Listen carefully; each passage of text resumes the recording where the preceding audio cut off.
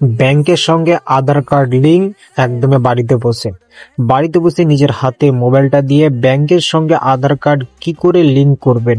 তো content creator আজকের ভিডিওতে দেখাবো বাড়িতে বসে নিজের মোবাইল দিয়ে আধার কার্ড ব্যাংকের সঙ্গে কি করে লিঙ্ক করতে হয়।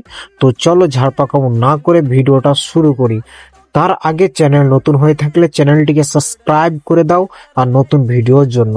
আর একটা কথা, ভিডিওটা অন্যদের কাছে শেয়ারও করে দাও, তারাও যেন শিখতে পারে। চলো শুরু করি। গুগল ক্রোম ওপেন করতে হবে, এখানে সার্চ করতে হবে এনপিসিআই।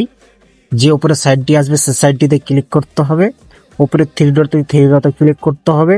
এখানে কাস্টমারে ক্লিক করতে হবে। এখানে ভারত আধার সিডিং এখানে ক্লিক করতে হবে। একটু ওয়েট করতে হবে।